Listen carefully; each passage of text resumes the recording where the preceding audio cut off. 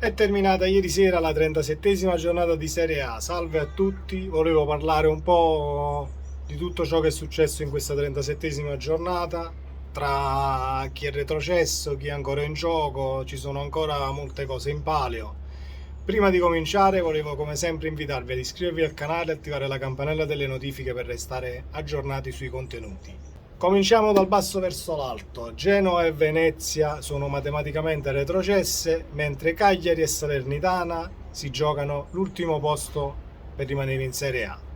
È incredibile come la Salernitana abbia fatto un girone di ritorno con una media punti altissima e nelle ultime 3 gare 1-0 avanti con l'Atalanta, 1-1 al 90esimo, 1-0 avanti con il Cagliari, 1-1 dopo il 90esimo. È l'ultima partita di questa settimana, un rigore 1-1, la Salernitana riceve un rigore a favore e Perotti sbaglia il calcio di rigore.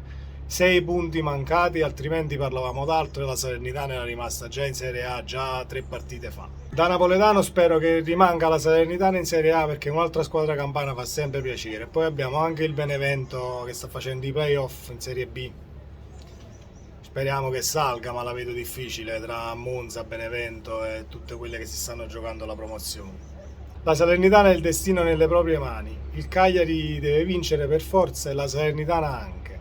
Nel caso la Salernitana pareggia, il Cagliari vince, si va a pari punti e rimane il Cagliari in Serie A per la differenza reti totale, perché gli scontri diretti sono pari.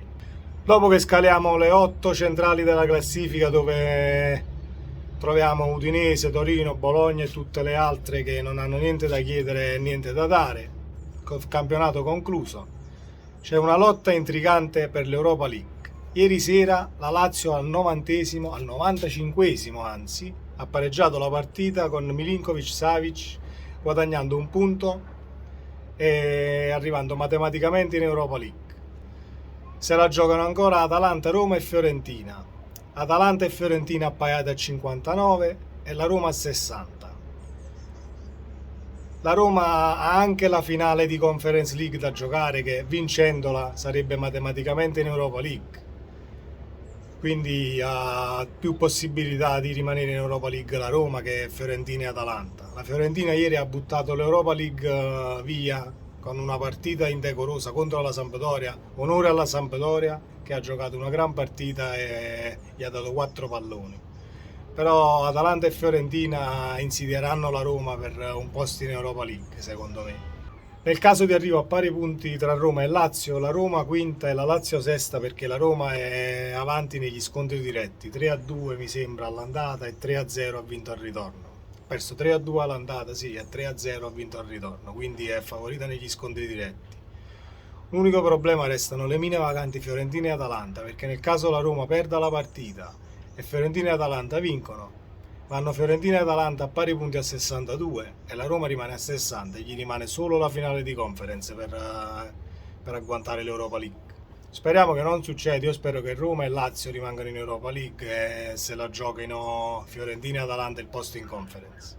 Salendo nei piani alti della classifica, già sappiamo che il Napoli rimane terzo, la Juve rimane quarta e c'è ancora una partita da giocare e la lotta a scudetto sicuramente vede il Milan favorito con 2 punti di vantaggio sull'Inter, però c'è una partita da giocare.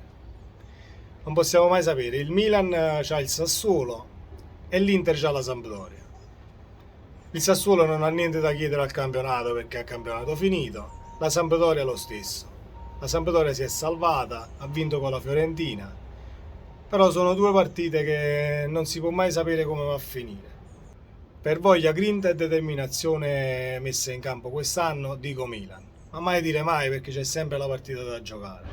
Poi ci sono 4 elementi nel Milan che hanno dato tutto quest'anno e secondo me sono stata la marcia in più di tutto il campionato, che sono Teo Hernandez, Maignan il portiere, Leao e anche Tonali. Hanno fatto un grandissimo campionato e a differenza di Inter e Napoli che se lo giocava ancora a 3-4 giornate dalla fine, hanno avuto questi 4 elementi che hanno fatto un campionato grandissimo, quindi meritano di stare lassù. Questo campionato 2022 è stato così equilibrato che con una giornata ancora da giocare dobbiamo vedere chi vince lo scudetto, ancora 2 posti in Europa è un posto rimasto in Serie A per chi retrocede e chi rimane. Ragazzi, se questo video vi è piaciuto, mettete like al video, non dimenticatevi di iscrivervi al canale e attivate la campanella delle notifiche. Ci vediamo nel prossimo video. Ciao!